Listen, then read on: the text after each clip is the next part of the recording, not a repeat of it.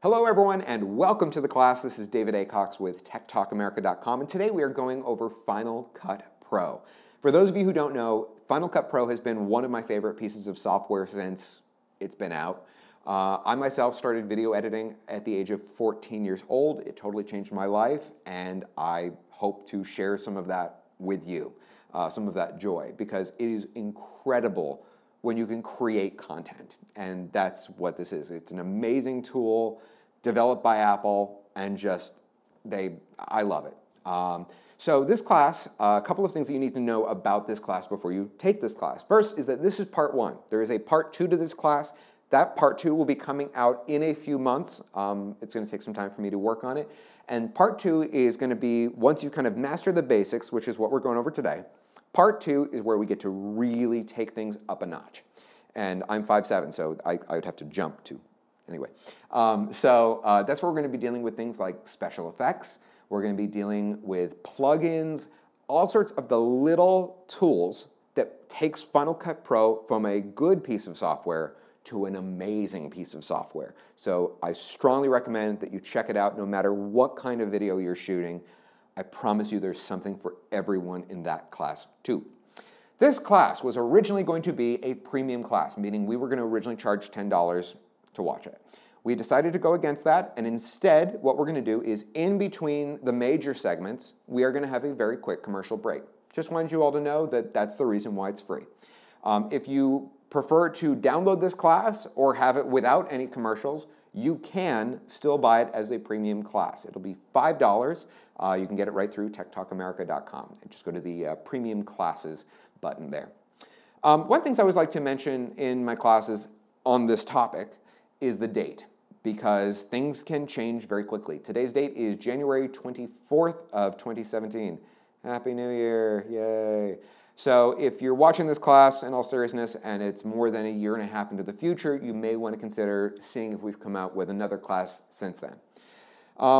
Finally, not quite finally, but almost finally, one of the things we are going to do to help you all out, and I strongly recommend it, is we are creating a PDF guide which is free for everyone. So if you go into the notes section of this video, if you're watching us on YouTube, there's a little button that says like show more info, I think it is. It'll be in there. There's going to be a link to the PDF guide, and it's going to have a couple of different things that'll make this process much, much easier because it is complicated software. First, we're going to include a list of all of the most important shortcuts. I've said this before, you can go to Barnes & Noble and you can buy a book on Final Cut Pro that's about this thick. Or you can download our PDF guide, which is like 3 pages long. So I tend to just give you what I think most people need, okay? Just the most digestible, it's like Cliff Notes for Final Cut Pro, if you will. So that will have shortcuts. It's also going to give you links to a lot of the products that I recommend if you're looking to get into production work. Some of you may or may not know this, but on the side, beyond Tech Talk America, I have a second brand that I developed. It's kind of more than anything for fun, and I shoot these short films. And a lot of the equipment that I use is my iPhone. And I have these little accessories that go with it that just kind of take it up a notch. So a lot of that, equipment, links to all that, you'll find that all in the guide as well. So I hope you enjoy that. So without any further ado, here it is, Final Cut Pro 2017. Coming up next on TechTalkAmerica.com.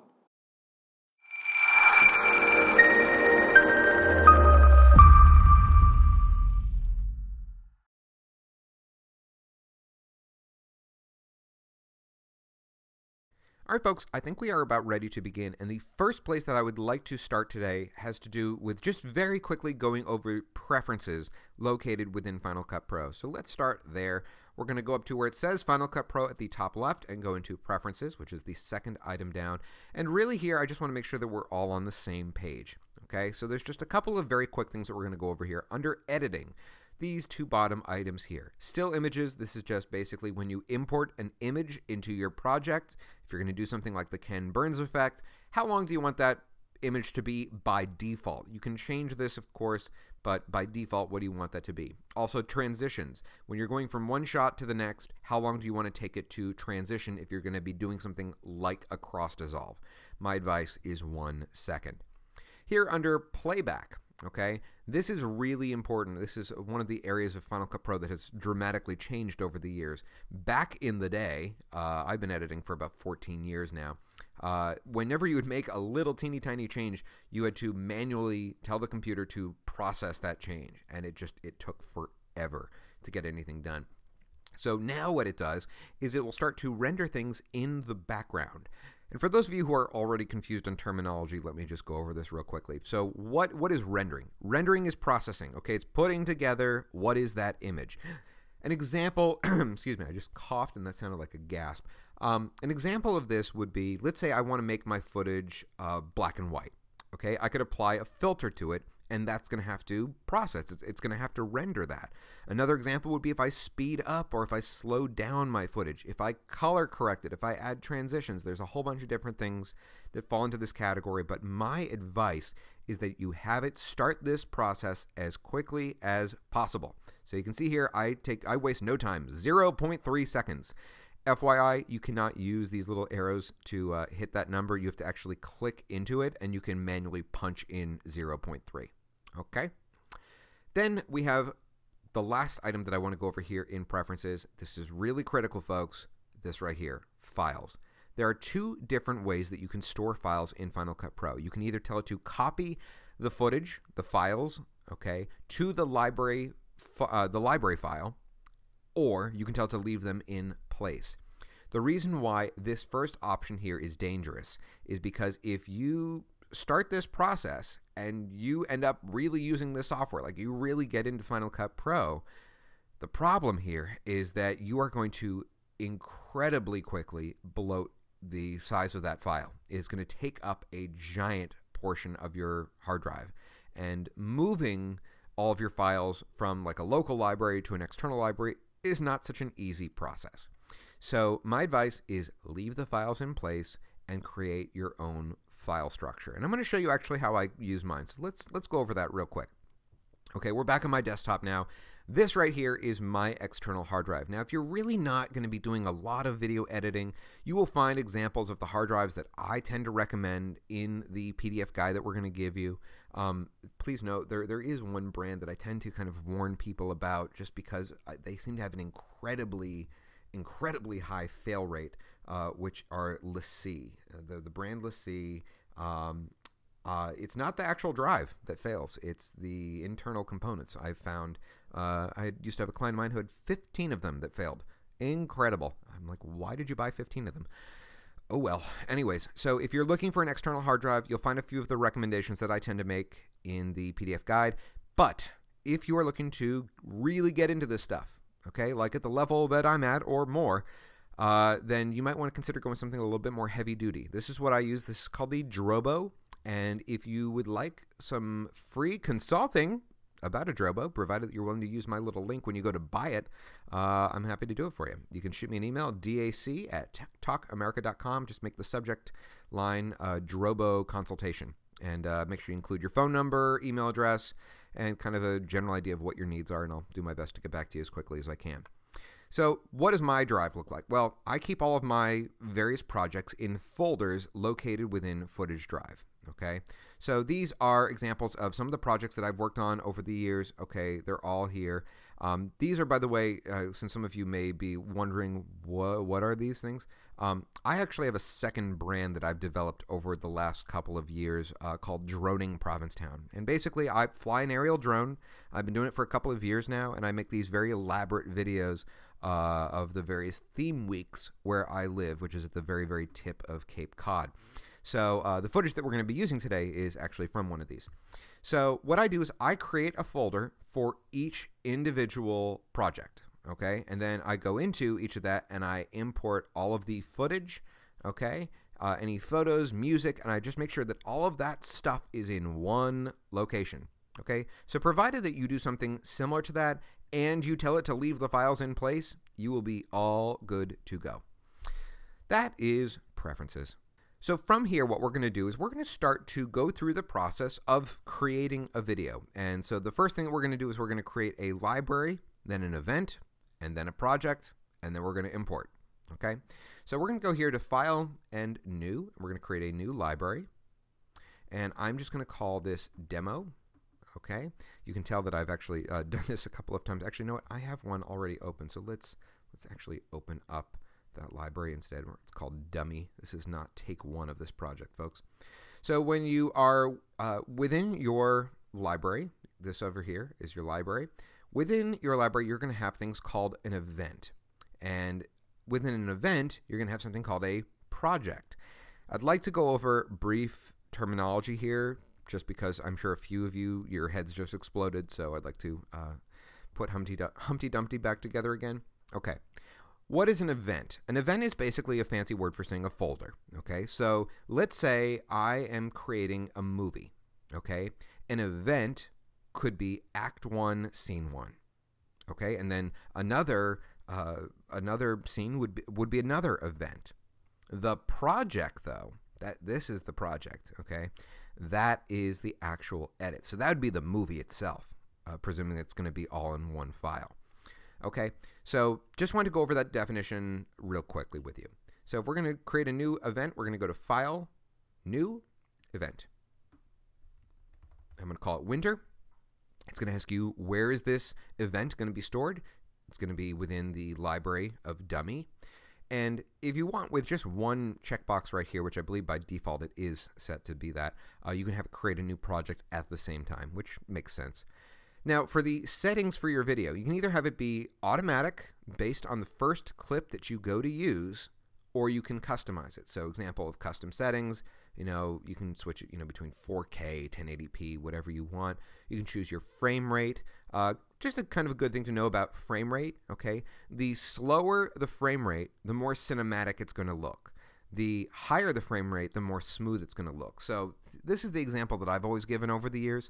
If you look at television, okay, a movie looks different than a soap opera. Okay, typically with a soap opera, it's very, very, very warm. It's very, very flowy. I don't know if that's a word, but that's what I'm going to say. Okay, so you'd think higher number better, right? Well, it's actually the opposite.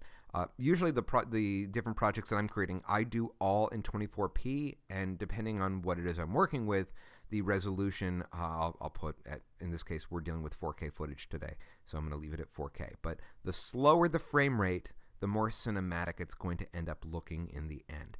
Okay, and for your audio, I just say usually keep that at automatic, unless you know what you're doing, and then hit OK. Okay, so Winter right here, Winter is the event, Untitled Project, that is the project. Now let's start to import our footage, and there's a few different ways you can do this. You can actually just drag it and drop it in if you like, or you can go to right here, this little arrow pointed down, or Command-I, or File Import, really whatever you want. So I have created a little folder here with some default footage. One of these files here is corrupted, so don't be surprised when it gives me some sort of an error window. And notice over here, once again, just to reiterate, files leave in place. Do not import them, or do not move them into the library. Oh, I thought one of those videos was corrupted. I guess not. So here I have my various pieces of footage. That's, by the way, really as easy it is to import footage. Now, if you have things like music or photos that you want to bring in, if the music and photos are in iTunes or Photos, you don't actually need to import them because you can do it right through Final Cut. You don't need to go through the import process like we just did. There's another way to do it. Okay, so for example, if you want to bring in something like music, let's go over here to this icon right here, okay? This is going to switch it up, and now we can access whatever photos are in the Photos library, whatever music is in iTunes. Also, if you are more musically talented than I, which would probably be most of you, you can access GarageBand projects or sound effects, okay? This can take a minute for your computer to load. Your computer does come with a ton of sound effects, believe it or not. These can actually take up a decent amount of space. But if you ever need a sound effect, it's worth your time to kind of go through here and just check out the list. And if you want, what I would recommend you do is that you sort this by genre, okay? So Foley would be an example of a sound effect, okay, like bubbles. But then also they have jingles. Let me just say something about jingles. They can be really, really cheesy, okay? And these tend to be overused a lot. So if you want your project to stand out, there's an alternative that I'm going to bring up now. So what I wanted to do is just take a moment to throw a recommendation your way and just kind of clarify something. And please understand, I'm not a lawyer, okay? So you proceed at this point at your own risk. I want to talk about the legality of using music, okay? If you are not making money from your project, whatever it is, and let's say you're going to post it on something like YouTube or Facebook, okay, the odds of the artist coming after you for doing that, which is technically not legal, are very, very slim, okay? They want to go after the big dogs. If you're getting paid to make a project, something like that, in that case, you do need rights to that particular piece of music. Now, if you are looking for music that you can use legally for whatever project it is, there is a website that I really strongly recommend. I use it all the time for my various projects. And I'm just going to say a very quick request. All right. This class you're taking for free. Okay. You're not paying anything to take this. I would greatly appreciate it if you do use my link. It is an affiliate link, so I get a small kickback if you do use this. But that being said, I would never recommend anything to you that I don't actually use myself. So there's a website called Audio Jungle, and they have tons of music that's available. For a lot of the various drone projects that I have created over the years, sometimes I will go through literally 800 pieces of music to find the perfect song. And one of the things that I have discovered is that there's a lot more, excuse the language, crap out there than good stuff. So there's one musician in particular, and I've used this guy's music time after time. He's really, really talented. If you would like to check him out, his name is Adi Goldstein, and his name under Audio Jungle is Adigold, or whatever. Adi Gold, whatever. But I'll give you a direct link in the PDF guide to his stuff, and he makes music for all different genres. So if you're looking to do a project and put it online, and you don't want to worry about that stuff, you can buy rights to that music, and it's pretty damn cheap compared to what it would cost if you were going to go through like a record label. The next thing we're going to be doing now is importing the footage from the event that we just created into this down here. We'll go over this in a moment. So we're going to click over here, this little icon, just so we can get back to our event. And if you want, what you can actually do at this point, because all of our footage is in this one event, you can actually click this again and just really utilize the entire screen. See how it kind of hides everything there? Okay. So what we're going to do is we're going to go through our footage, and we're going to just kind of pick out the best moments, and we're going to start to bring this in down here. Now this box right here, and please forgive me, I always screw up the language here, okay? This whole area is referred to as the timeline, I believe, and this black bar is the storyline. The terminology is not important in this case. Let me just give you an example where it might be important that you just kind of understand the differences between where you're placing footage here. This black bar here, okay, let's say I'm doing some sort of a, you know how they do like a weather report, and then they'll, show footage of trees falling down and hail falling, that kind of thing. So this would be the actual reporter. So this would be me on camera saying, things have gone to hell here in Provincetown, Massachusetts, it's snowing. And then the clips that I place above it, these would be your B-roll, okay? That's what they call that kind of footage. So it would be footage of snow falling, hail, whatever it may be, okay? Anything below the storyline, this is where your audio is going to go. So it could be, for example, extracted audio from the clip itself. It could be music. It could be sound effects. But all of your audio is going to go on down here below the border. All right. So let's start the process of going over and importing the footage into the actual storyline and timeline. Okay. So the way that I like to do this, and once again, there are many, many ways to do it, okay, is I like to just kind of go through roughly and pick out where I want the shot to approximately start, where I want it to approximately end. You don't have to get it dead on because you can always correct it later. And I just kind of start to assemble very, very basic stuff right off the bat. This is a horrible metaphor, warning, okay? The way that I describe the edit process would be like slaughtering a cow, okay? You do the initial hack, right? And then you start to trim it down, you trim it down, you trim it down, you refine it, and you get it to the point where it's that perfect filet mignon, okay? I'm sure the people at PETA are, losing their crap over that. But that's how I like to describe the process.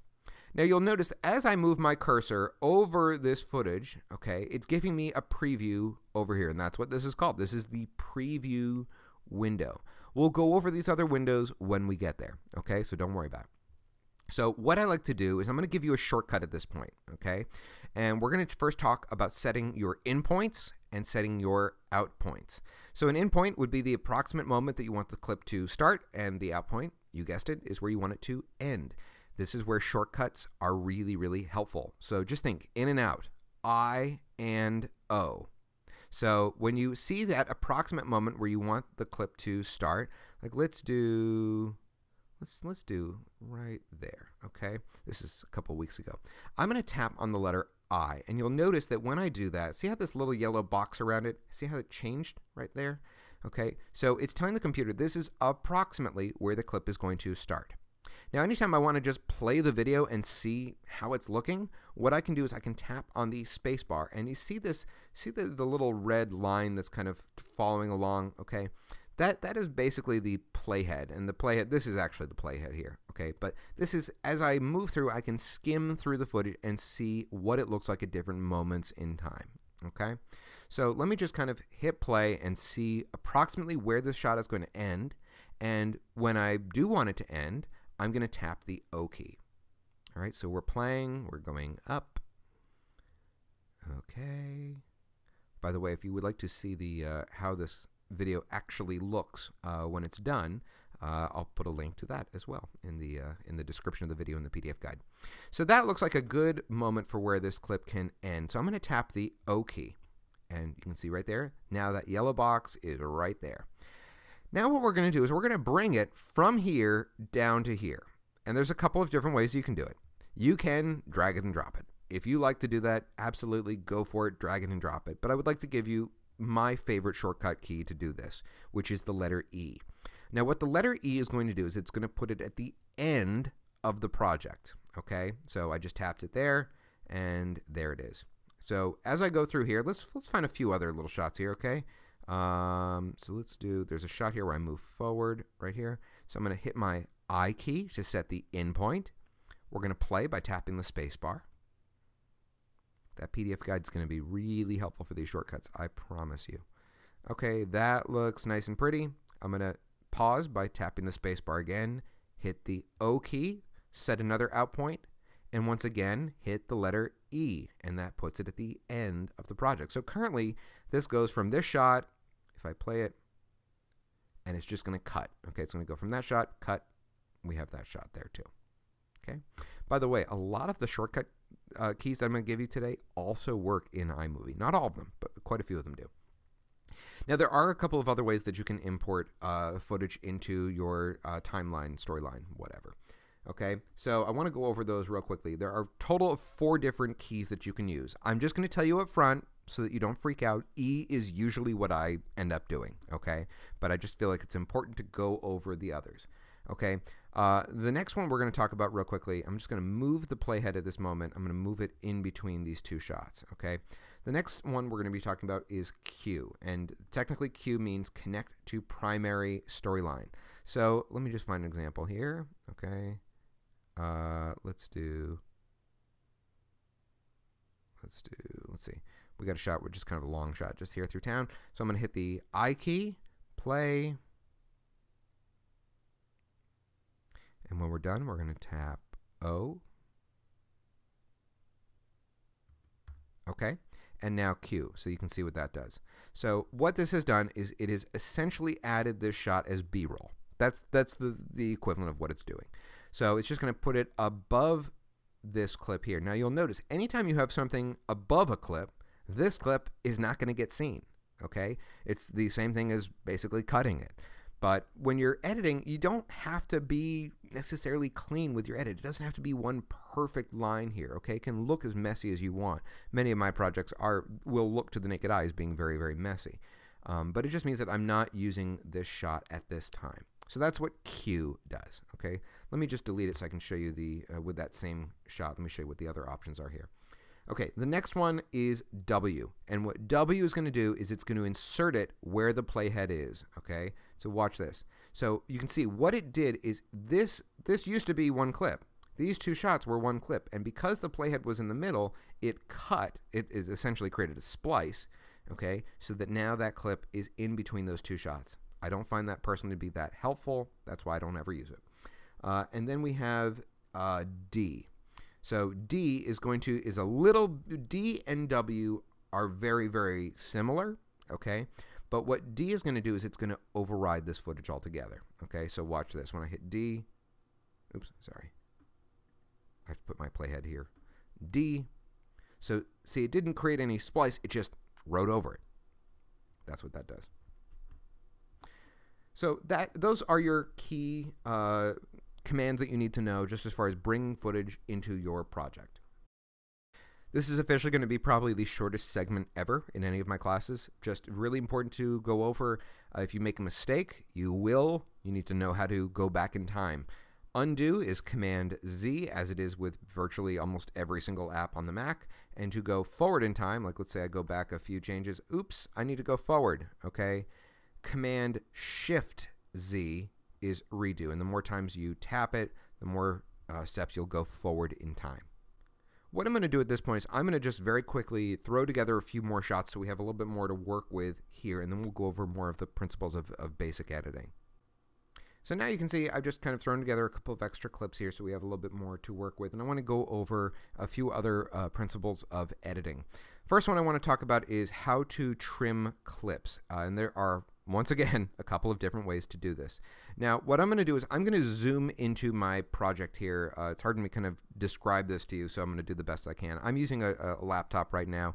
A lot of you at home probably are as well, or maybe you have the magic trackpad. So to zoom into your project, what you're going to do is you're going to do the same thing you would do on Safari. Okay, you start 2 fingers on your trackpad in the middle together, and then you're going to spread them apart. And when you do that, it's going to zoom in. Okay, so just basically what this is going to do is we're zooming into time. So the amount of time from here to here, is only not even a second. Okay, whereas if I pull backwards the other way, okay, now this little movement, this right here is about a minute. Okay, so I'm gonna zoom into my project here a little bit, okay, and just so we can start to go over the other things. So this shot here, okay, currently ends this way. I'm gonna hit the play space bar so you can see. So it ends right there. What if I want it to end a little bit sooner? There are 2 different ways that you can do this. The first is to use the blade tool. The second is to just simply drag it back. So the blade tool actually looks like a blade, and the way you can trigger it is you can tap the letter B as in boy. Now the other way to get it is right here. Okay, this is one way that you can switch between the different tools here. So we're going over blade and trim, which I just went over in opposite order. Blade, trim. Okay, so with blade I can click, okay, and what it just did is it just separated these into 2 different clips. Now, one thing that you need to be aware of is that if you go to use the blade tool, you need to know how to switch back to an arrow, because otherwise you're just going to keep cutting, okay? Arrow is A. So tap A, see how my cursor goes from a blade to an arrow. So now this is 2 different clips right now. Okay, so now theoretically I could hit delete and it's gone. I'm going to undo that so I can show you the other method though. The other method is to simply trim it. And the way you can do that is you can click on your clip, and if I put my cursor here at the very end, see how it changes just like that? What I can do now is I can click and I can drag it back, and you'll see as I start to drag it, see how it gives me the time above? Okay, so the first number is the total length of that particular clip. It's 12 seconds, 12 frames.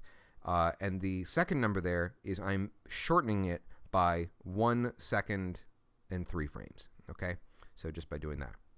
By the way, the other way that you can zoom in, for those of you who are on like a desktop and don't have a magic trackpad, which I do recommend, is to use the Z key, and you can click. Okay, so you can click and it'll zoom in. Okay, just like that. Let's get out of that and go back to A. Okay, the next thing I want to do is go over how to disable a clip. So let's say I'm going to just temporarily move this clip above. Okay. And let's say I'm currently going from this shot to this shot, but you know what? I want to see what it would look like if it just goes from here to this shot instead. One of the things that you need to know how to do in editing is how to disable. So you're basically creating, you're making it transparent essentially, so that the computer's going to skip over this shot right here. The way that you can disable any clip, and this applies to both video and audio, is to just tap the V key. So you can see when I do that, it kind of grays it out like that. So it's as if that clip doesn't exist. The reason why you would use disable instead of delete is you're still kind of playing with things. You want to see how it's going to work this way. And if ultimately when I'm done, if it just looks better going from this shot to this shot and I don't even need this one, at that point I could just delete it, but it doesn't harm to just leave it there disabled. So the V key will enable or disable any clip, audio or video. The next one I want to go over is snapping. So snapping, you'll notice here that as I kind of move my cursor, see how the playhead is going to, ultimately it's going to kind of snap to certain locations like in between shots, okay? That's a feature that I really like, but not everyone does. So for example, if I want to, insert this, I want to make this start right there. See how it just kind of, boom, it just goes right there. It's like a magnet, okay? That is this right here. It's this right here, or you can use the N key if you like. So you'll see here, if I disable it, okay, and I go to move it, it's anything goes. I can get it close, but I may not get it dead on, okay? So that is snapping, which I would recommend you just simply turn on. The next little technique that I wanted to show you is something that I use a lot in my videos. I don't know, honestly, how many of you are going to use this, but I figure enough of you that it's worth going over, which is how to set marks. And basically, all a mark is, it's a notation to the editor that this is a moment to check out, okay? So you can use this with video or you can use it with audio. Personally, I only really use it with audio. So what I'm going to do is I'm just going to get out of full screen here because I actually have it hidden on a window beneath it. This is what I'm talking about. There's multiple ways to import stuff. This is the file that we're going to be using, and I'm just going to literally drag it and drop it. Oops. Drag it and drop it right here into Final Cut Pro. It imports it. All done. Okay? So this green bar represents the audio. By the way, this is the guy I was chatting about earlier. And so what I'm going to do is I'm just going to go through it and I'm going to play it just to see how it sounds. And every single time I hear like one of those little moments where it's like this could be a good moment to transition to a different shot, I'm going to tap the M key. You're going to see these little blue markers appear on the green bar there. So let's do this, okay?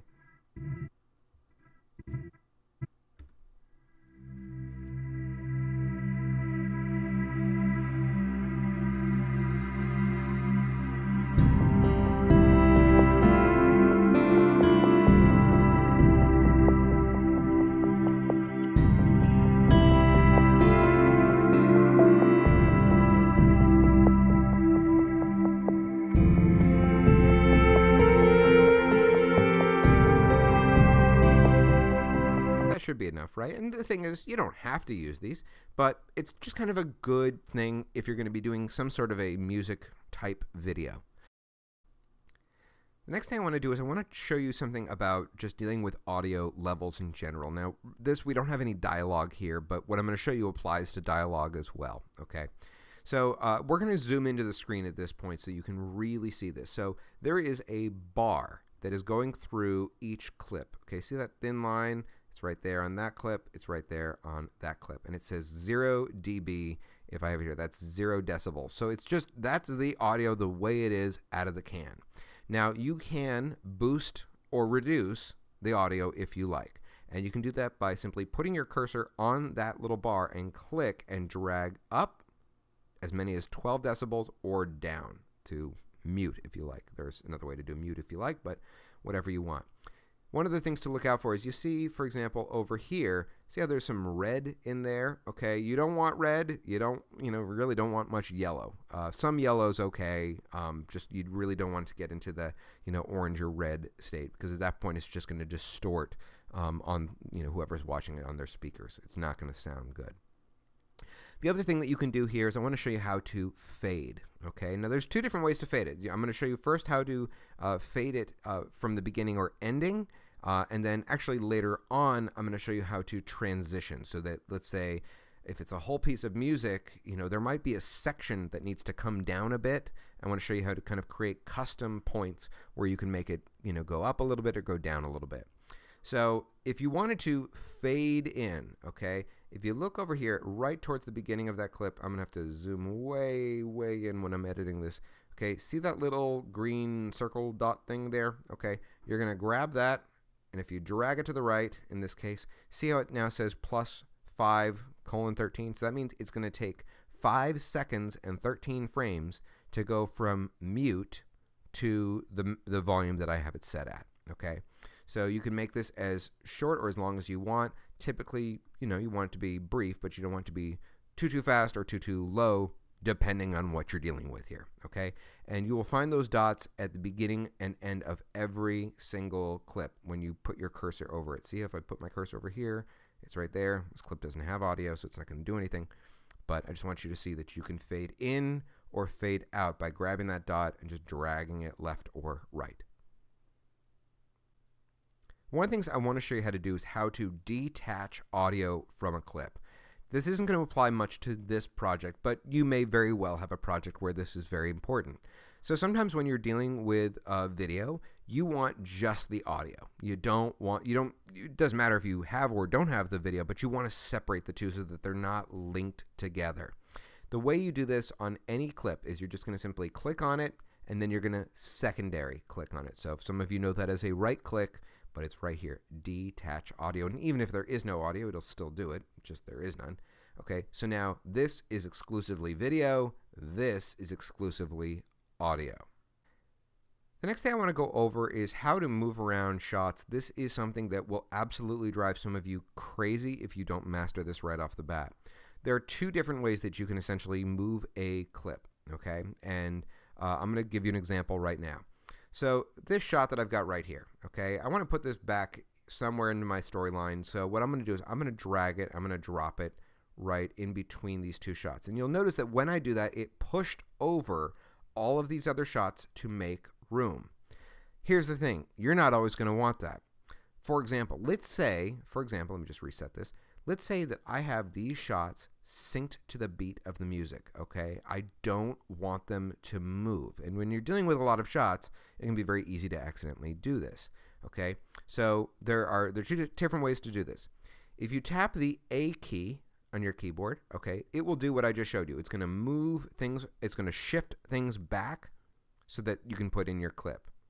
The other way is program mode, okay? And to do that, it's the letter P, as in Paul. And so when I do that, watch what happens, okay? These clips aren't going to move. It's going to just override. See? Just like that. So if I had these all synced to the beat, they're going to stay synced. I don't have to worry about it. Next thing we're going over is transitions. Transitions is this window here at the bottom right. Now, if you don't see it here, it's this little bow tie. Okay, so if I click on the bow tie, it goes away. If I click on it, it comes back. So we have all sorts of different types of transitions here. By the way, you will notice on my computer, you will see some that you probably don't have on your computer. This is not my primary editing computer, okay? But so on my real computer, I have a lot more. But you will see some that look a little bit different. So the most common transition used is the first one here, which is cross dissolve. Okay, so it's going to go from shot A to shot B. You'll notice that if I even drag my cursor over it, it kind of gives me a general idea of what it's going to essentially do. So to add a cross dissolve to 2 shots, I'm going to just simply drag it and drop it in between 2 shots. Now, you don't have to do it in this form either. You can also do it at the beginning. So for example, right now the video just opens and it's just boom, it's just playing right off the bat. Well, a lot of people want it to fade in, so I can add a cross dissolve there. So here's an interesting thing. Cross dissolve is also fade up from or fade to black if there's nothing else there. If there's no other clips below it, that's what it's going to do. So now when I play, see how it just did that nice, it took 1 second to do the transition, okay, and now we're into our project. Now there are, this is scrollable, of course. We have tons of different types of transitions. The one little piece of advice, if I may give you, is don't go too crazy, folks. I know kids, for example, love to go crazy and have a different transition for every single shot. It's really easy to overuse this stuff. So I'd keep to the more simple ones like I always call it crossfade. It's cross dissolve. I sometimes will use Gaussian blur, which is down here below. Flash is really handy for any of you who might get into doing some sort of YouTube videos. Flashes are really, really good because they allow you to just very quickly go white and then you can cut and move around, do whatever you need. Fade to color is also very good. If you, for example, if you do have other clips there and you need to put in a layer of black or white, for example, if you want to fade to white, this would be another way to do it. So you just drag this in at the end, for example, to do that. Now, when you want to make that kind of change, that's where this window up here comes into play. This is the inspector, okay? The inspector is this icon right here. See it right here at the top right? Okay, so this is going to change based on whatever it is you're clicked on. In this case, I am clicked on a transition. So it's saying, what color do you want to, fade to? So if I don't want to do black, maybe I want to do white. Okay, I can pick out white here, and now, voila, we hit play. You can see it went to white. It then went to black afterwards because I didn't have anything after it. But that would be an example of a type of fade to color.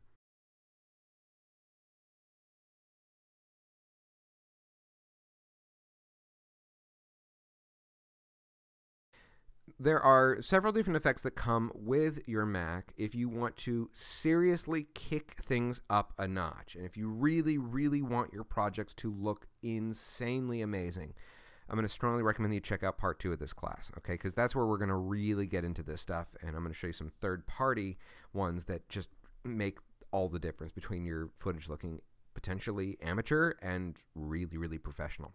So effects are right here. It's next to the bow tie, okay? And it just takes over the same window.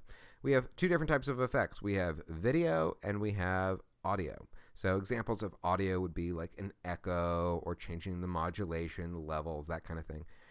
But here under video, we have different ones, like for example, and again, these are just the basic ones that come with your Mac, things like bad TV.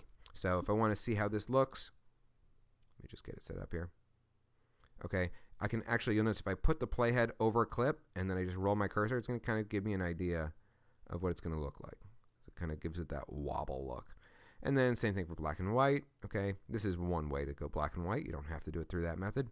And we have a whole bunch of other ones here. And like I said, some of them are great, but if you want really, really good ones, there's a better way to do it. And that's in part 2.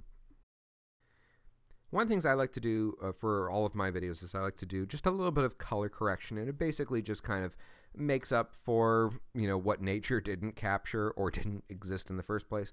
So this is where you can start to change it so that it looks just a little bit better, okay? And that might mean increasing, making the colors a little bit more vibrant. This is one way to make it black and white, so I want to show you how to do that. So what you're going to do is you're going to pick your clip, and in my case, wow, winter is not the best time to color correct, is it? Okay, let's do one with a lot of sky. Let's do this shot here. Okay, so I'm going to click on the clip that I'm going to color correct. Okay, put the playhead there. And what I'm going to do is I'm going to start to go over slowly, piece by piece, these 3 items right here, starting with this right here. So this is where you're going to get into your color options. We have balance color, which is sort of like a kind of smart, just try to figure out what's the best thing for it. Match color, in which case you can make it look like another clip in your project, in which case it'll just have you, kind of show it what clip you want it to mimic.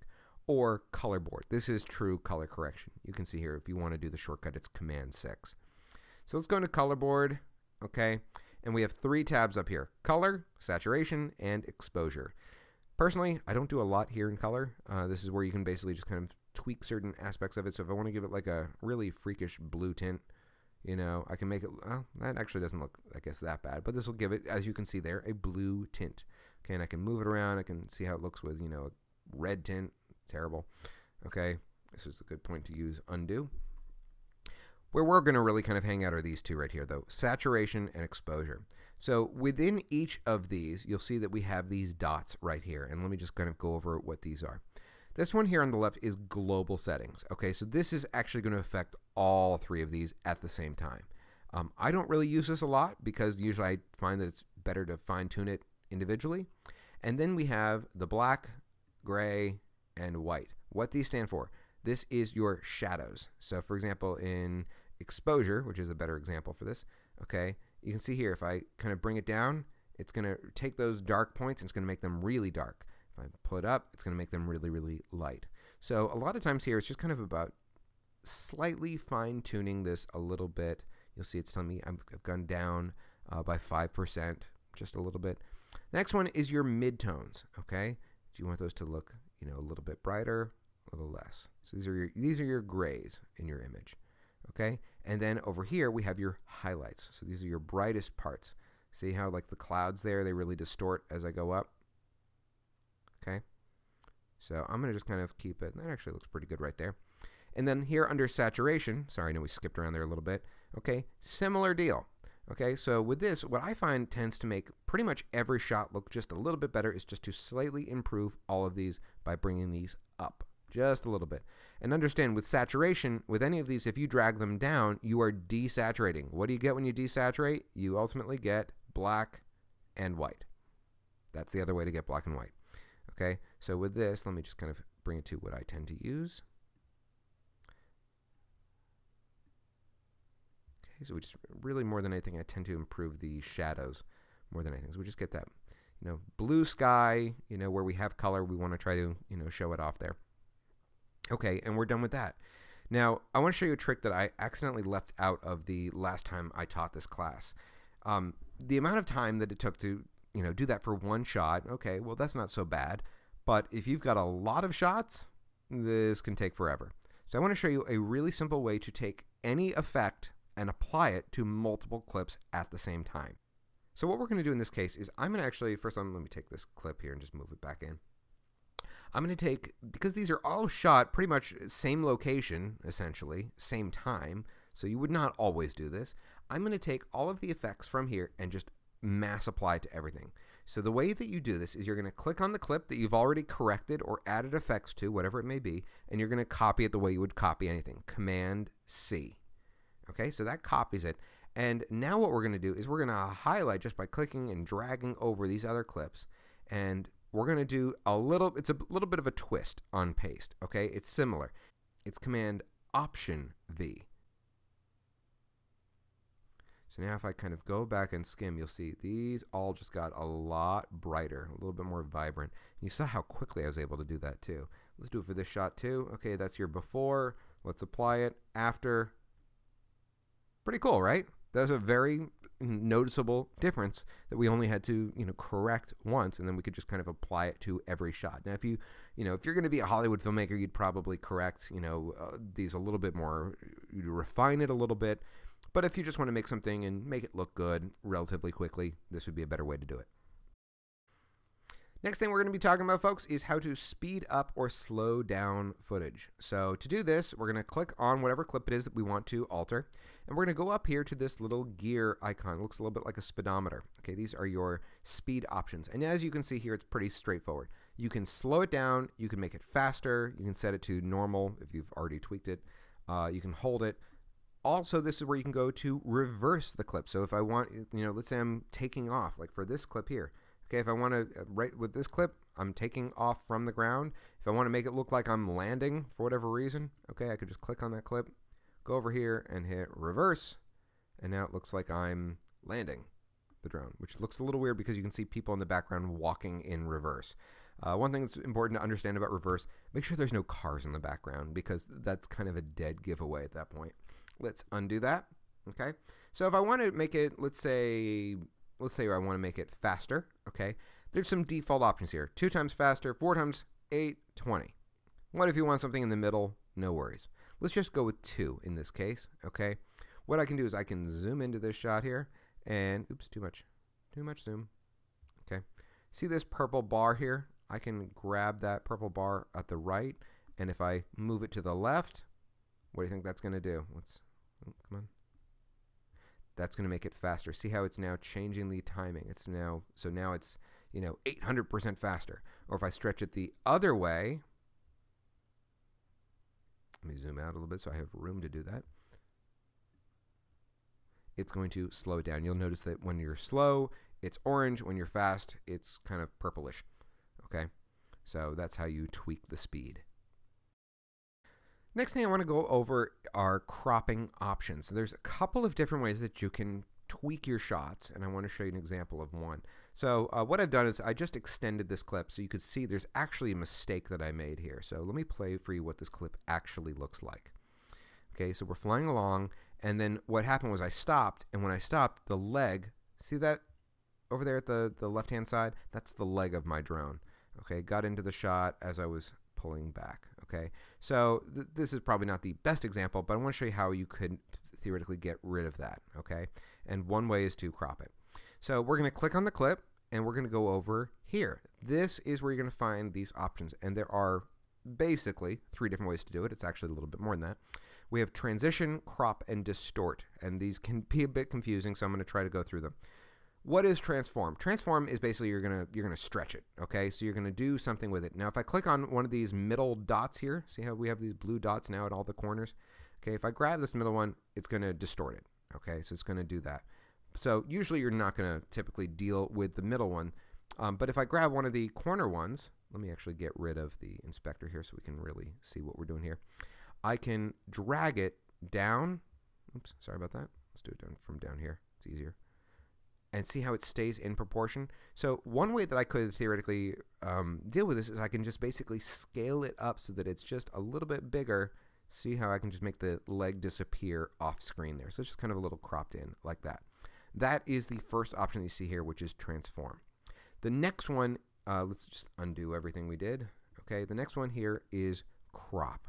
What is crop? Well, basically, you're going to see now we have these dashed lines, okay?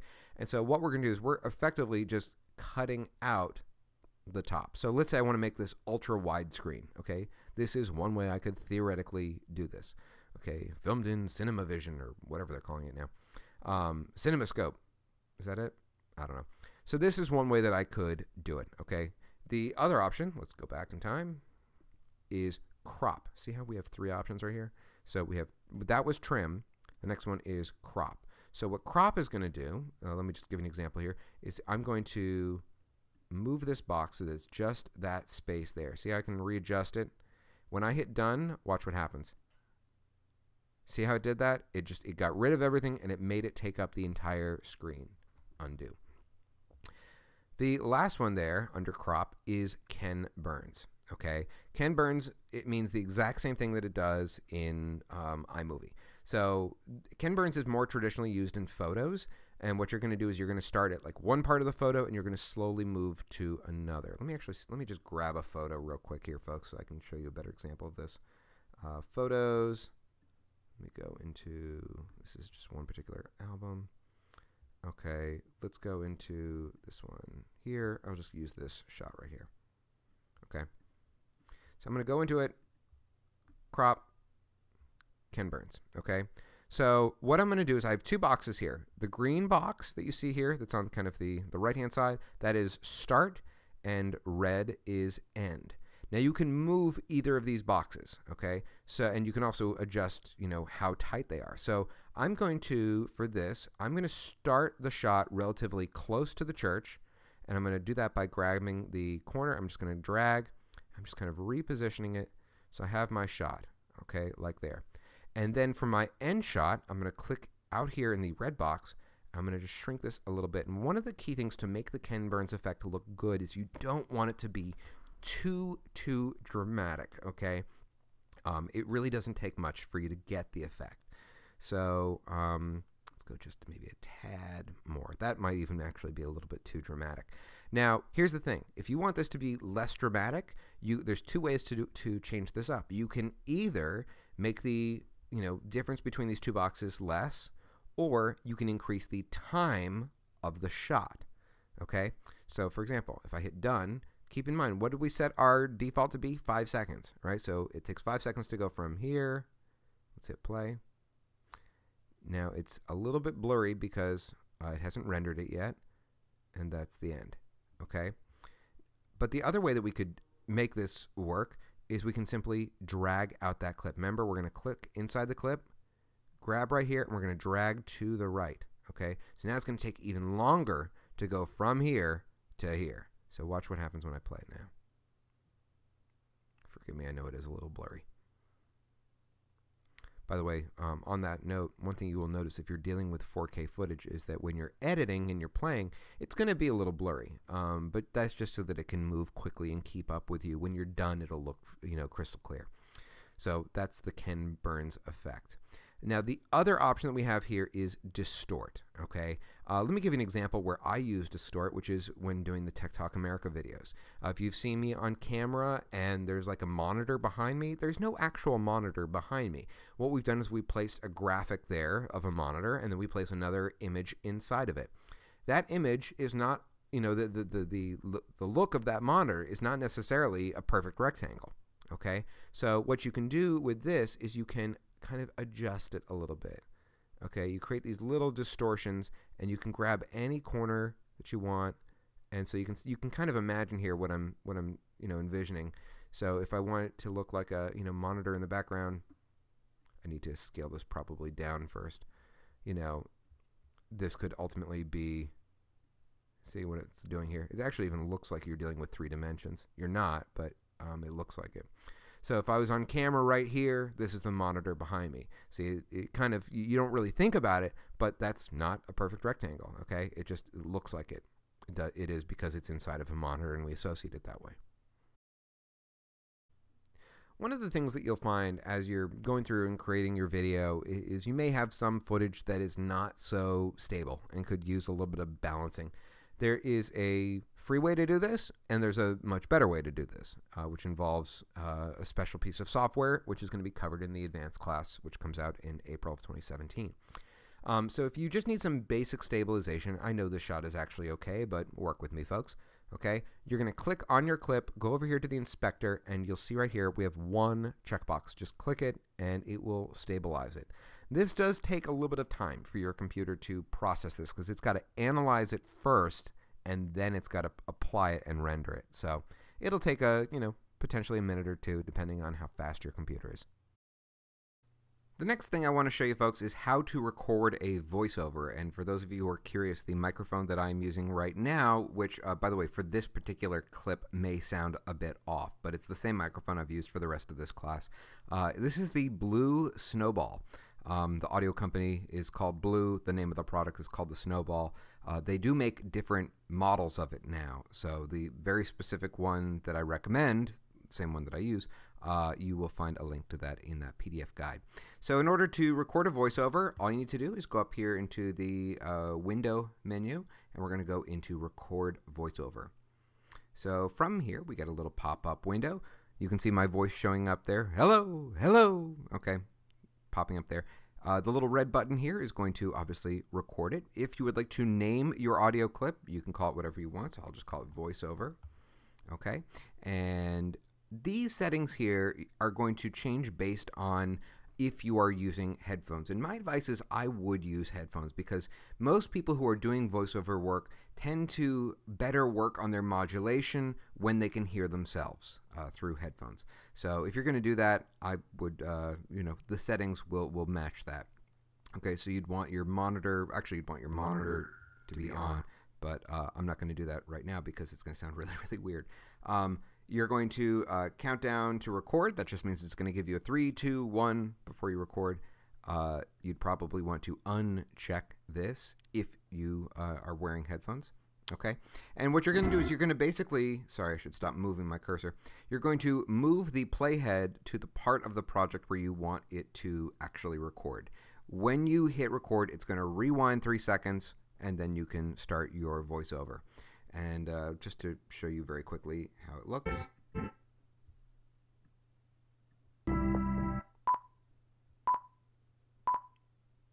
Up, up, and away. That was stupid, I know. So now if I play it back, you'll hear. You'll see, by the way, the file's right here. This is the file for voiceover. So you couldn't really hear it that well because the music is a little bit too loud, which brings us to the next part. Next part I want to show you folks is how to basically make tweaks to the audio because you don't want to, have it just suddenly jump up and down. You want it to smoothly transition, okay? So what I'm going to do is I'm going to actually mute my speakers right now because this is going to get to be very, very hard to edit later on. So I'm going to just basically make this part of the clip. Let's zoom in a little bit. I'm going to make it, see how it kind of crescendos here? I'm going to make it go down a little bit, okay? Is that decrescendo, I believe, if I remember my terminology. So what we're going to do is we are going to basically tell the computer over a course of so many frames to make this kind of a transition. And the way we do this is we use keyframes. So what we're going to do is we're going to start off with the point where it's going to start to change. So let's just choose right here, okay? So we're going to click on the clip, okay? And you'll notice that right now over here at the top right corner I have the inspector open, and here at the very top it says volume. See this little diamond shaped icon? That is a keyframe. So currently we're at 3 decibels. So we're going to mark that moment in time. Now what we're going to do is we're going to fast forward. How long do we want it to take to transition from its current volume to its new volume? So let me just kind of go. Usually with audio you're going to do something like, it's a couple of seconds, okay? So we'll do right there, okay? So now we're going to click inside once again, and we're going to hit another keyframe. But what we're going to do now is we're going to take this little lever right here and we're going to lower it. And if you look at the timeline, you'll see that we're creating a curve. Okay, see right there? See how it's now slanted down? Or if I slant up, okay? So this is just what you can do is as you go through your project, as you're trying to kind of normalize everything, you can find those key moments where you need to give it a little bit of a boost or lower it, and you're just going to go through and keyframe the whole thing. So you just, the process is keyframe, move to where you want it to end, hit keyframe again, and then transition the volume.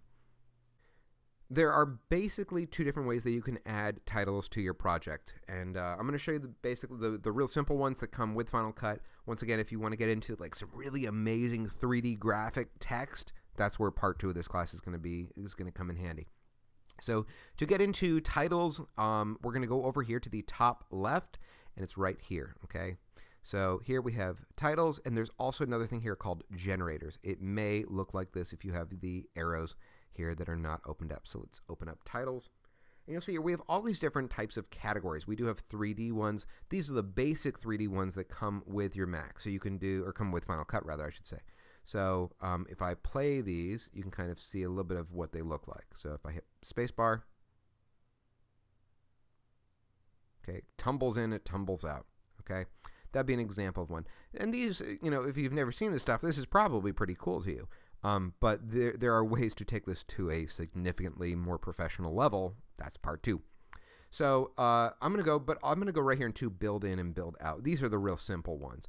And you can apply these 2 different ways. You can either apply them to footage, or you can apply them to like a black background, something like that. So let's say, for example, let's say for the opening here, I'm going to put the date. Okay, I'm going to have it, maybe put it at the bottom, or let's say the top right corner, okay? So for this, what I would probably do is I would go in here and I would just grab, I usually just tend to grab custom, something like that. It's very, very simple.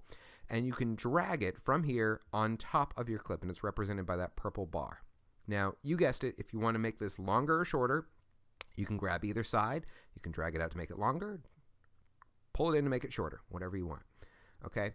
So now what I can do is I can click on that text, okay? And now if I want to change what text, you can't really see it, but it is actually there in the middle. We need to go into the inspector, which we closed just a minute ago. Once again, right up here. Okay, so now we can type in, put in whatever text we want. If I remember correctly, this was on January 6, 2017. Okay, and all my different options here for font, color, all that stuff, those are all going to be below. This is scrollable, by the way. So if you're going to make changes to your font, you want to make sure it's highlighted. And we can change it from horrible Helvetica to something a little bit more interesting. By the way, if you're going to be putting text into your project, if I may give a slight recommendation, we have a free, very short class on how to get extra fonts for your Mac. You might want to consider checking that out. I'll try to remember to put a link to that in the PDF guide. Okay, so I'll just use this one here, June Gull. And you can't really see it because it's white, right? So we're going to make some adjustments to that. But before we do that, first thing we want to figure out is the size. So the size, if we drag it to the right, it gets larger, left smaller. That looks about right there. Okay. these are just kind of your spacing options, and you can actually move this, so you can move it anywhere you want. This is one of the very, very big differences between iMovie and Final Cut Pro. With iMovie, it's like if you want to put your text in the top right corner, good luck. It's very, very limited, whereas with Final Cut Pro, you can totally customize this. Actually, let me just show you how to do it right now. So what you're going to do is you're going to click right here, and you're going to drag it up to the top right. The other way that you can do this if you want is you can actually access transform right over here and do the exact same thing, because the text is essentially a layer. So you can see I can move this text wherever I want it. Okay, so I'm going to move it right up there towards the top right.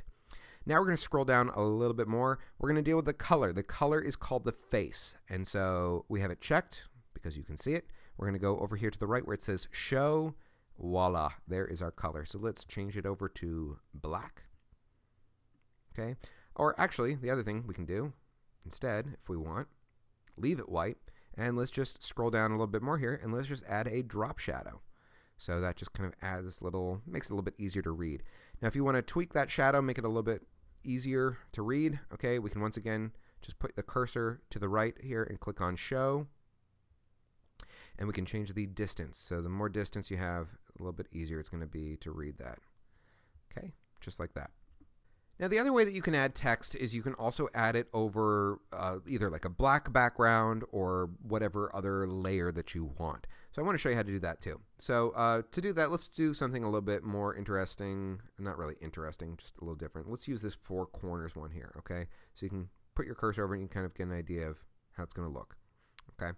So if you want to do this and not have it be over footage, when you go to bring it into your project, instead of bring it up top, you can bring it into your storyline.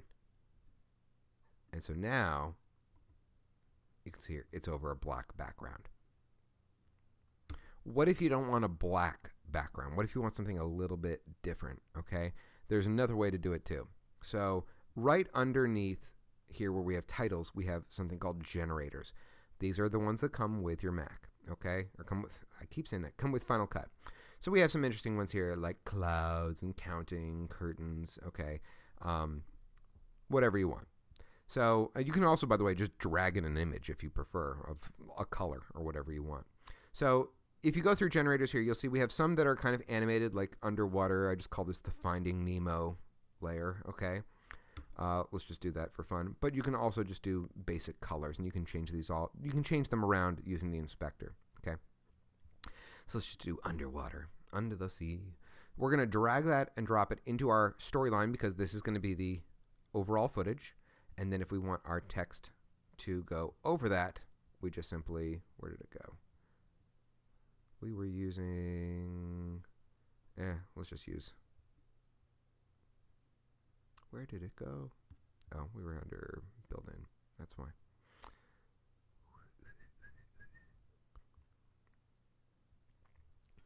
There it is, four corners. So now we can take that, we can drop it on top of that, and you'll see now we have a layer. Okay, just like that. Now, if you are looking for a little bit more interesting layers than what come with Final Cut Pro, there is another place. It's part of the same company that is behind Audio Jungle that I'll give you a link to as well. And these are just kind of, once again, these just kind of backgrounds that you can use. They're pretty handy to have on your computer if you really get into editing. Now, when you're done with your project, there's several different things that you can do with it, of course. What I would tend to recommend that you do is no matter where you're sending this, whether you're sending it to YouTube or Facebook, export one master copy at full resolution, just so that if you ever need it, you've got it. So to export, you can go to File, and it's right here under Share. Sorry, I always say export because that's what they always used to call it. Now it's Share. So here we do have a way to go straight to a DVD. We're not going to go over that. If you want to put on DVD, my advice is probably, consider checking out third-party software like Toast. We have a class on it. I'll put a link in the description, or in the PDF rather. Master file, though, here is what I would recommend that you do. And here's the thing. You can always go from a master file to Facebook, YouTube, or Vimeo, okay? It's just probably the better way to do it. So from here, we're going to create the name of our project. So this is going to be the name of the file when you're done.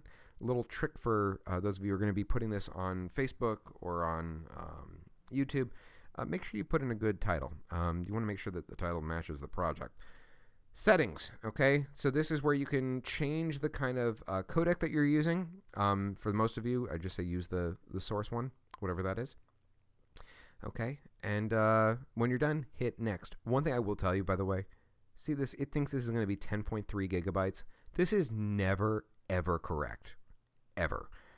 It's usually a fraction of that. If you ever need to shrink down your video, there's a free piece of software. It's called Handbrake, and it's the website address is handbrake.fr. It's very, very handy for that kind of operation. If you need to make your video smaller, that is one way to do it. And hit next, and you're going to basically just point it to where you want it to send your footage, and you are done. Well, folks, that about does it for us for today. I hope you've enjoyed this class. Please feel free to leave us comments in the section below. And if you haven't already done so, I hope you'll consider subscribing to our little channel here on the YouTubes. You can do that by clicking on the little logo that just appeared on your screen. And be sure to check out our other classes. We've got about 400 plus classes now available. So you can find those all either on our YouTube channel or on our website at techtalkamerica.com. Thanks for watching, everyone. Class dismissed.